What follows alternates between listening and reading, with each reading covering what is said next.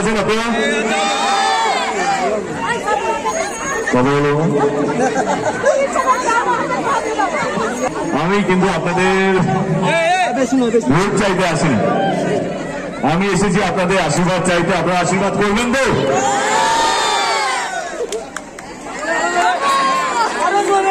আশীর্বাদ করবেন তো? ধন্যবাদ।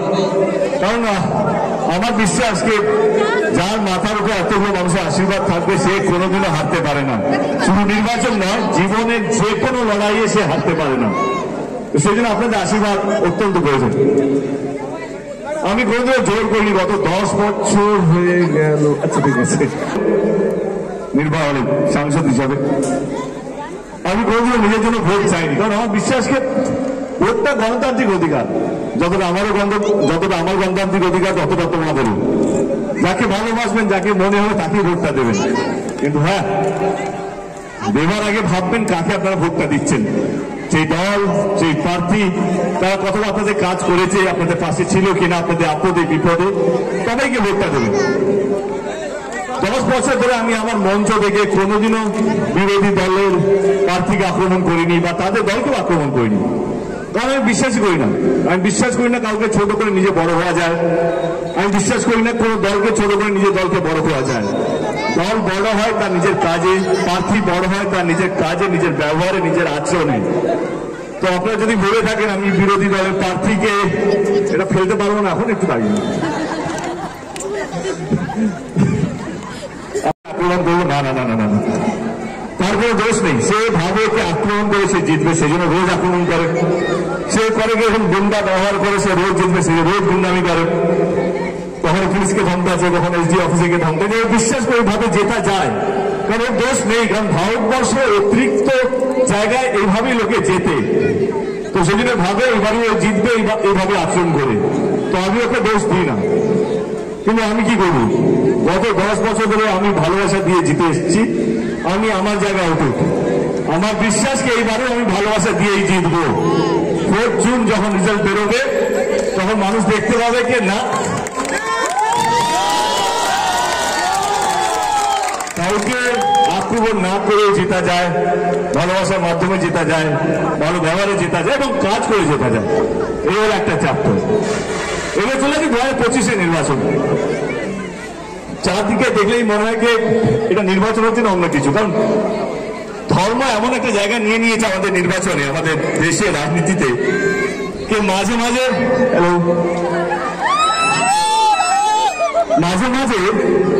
আমি নিজে কনফিউজ হয়ে যাই। আচ্ছা, আমার মনে হয় মাঝে মাঝে জেতার পর আমি কি করতে চলেছি, আমি কি মন্দির বানাতে চলেছি, আমি কি মসজিদ বানাতে চলেছি, এটা কি সেই নির্বাচন? না না না না না, এই নির্বাচন জেতার পর কেউ মন্দির বা মসজিদ বানাতে যাবে না। এই নির্বাচনটা জেতার পর কে কতগুলো হসপিটাল বানাচ্ছে, কে কতগুলো স্কুল বানাচ্ছে, কে কতগুলো রাস্তা বানাচ্ছে, কে মানুষকে ভালো রাখছে, সে হিন্দু হোক বা মুসলমান, আর কে ঘাটাল মাস্টার প্ল্যান বানাচ্ছে, এই নির্বাচনটা হচ্ছে সেই নির্বাচন। এবার যদি বলছিলাম যে অ্যাটাক করে কোনো লাভ নেই, যদি কাজ করে থাকো তোমার কাউকে আক্রমণ করতে হবে না। যেটা একটু আগে বললাম যে এই নির্বাচনটা হচ্ছে কে কতগুলো হসপিটাল বানাবে, কে কতগুলো স্কুল বানাবে। চলে আসি হসপিটাল নিয়ে। আমাদের সরকার গত 13 বছর ধরে এই রাজ্যেতে এসছে আপনাদের ভালোবাসায়, আপনাদের আশীর্বাদে। এই 13 বছরে আমাদের ডিস্ট্রিক্টে 4টে সুপার স্পেশালিটি হসপিটাল হয়েছে আমাদের সরকার আসার পর। তার মধ্যে একটা আছে এইখানে ঘাটালে, আর একটা আছে দেবরাতে, আর একটা আছে মিদনাপুরে, আর একটা নারায়ণগড়ের দিকে পিপুল।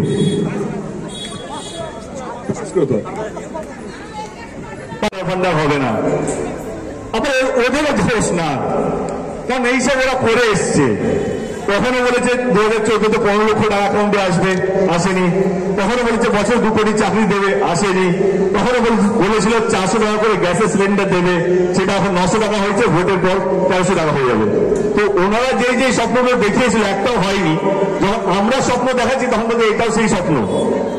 আমরা চলো ঠিক আছে, দেখা যাবে। আপনারা সবচেয়ে বেশি বিশ্বাস করে, সবচেয়ে বেশি ভালোবাসা দিয়ে দিদিকে 200টার বেশি সিট দিয়ে জিতিয়েছিলেন 2021-এ।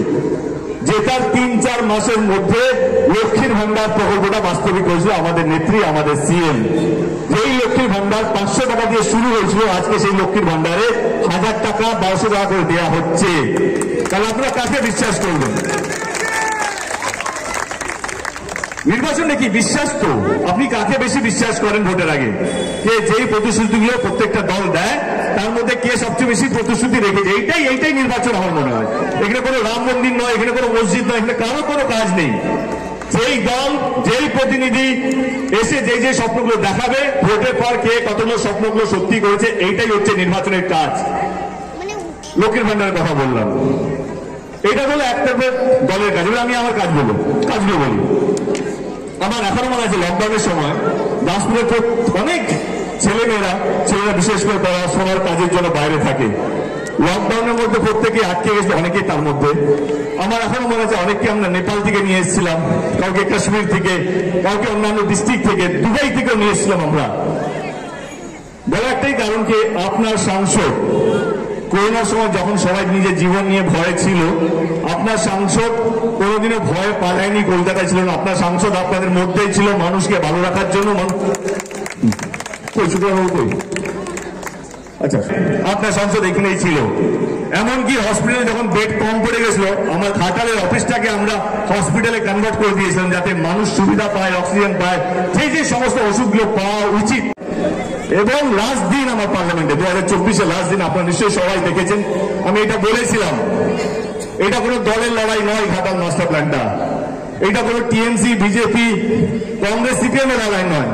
এটা ঘাটাল লোকসভা কেন্দ্রের মানুষের বেঁচে থাকার লড়াই। ঘাটাল মাস্টার প্ল্যানটা, আমি থাকি বা না থাকি, সামনের বছর, সামনের টার্মে এই ঘাটাল মাস্টার প্ল্যানটা যেন হয়।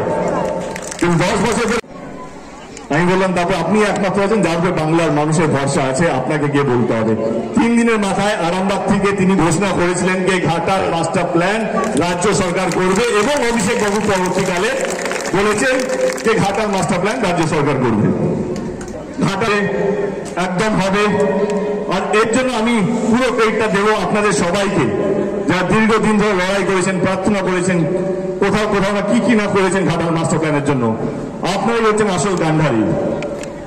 এবারে বলুন, যদি আপনাদের মনে হয় যে আমি এবং আমার দল সত্যি মানুষকে ভালো রাখতে পেরেছে, মানুষের কাজ করতে পেরেছে, তাহলে আপনারা জানেন 25শে মে কাকে ভোটটা দিতে হবে।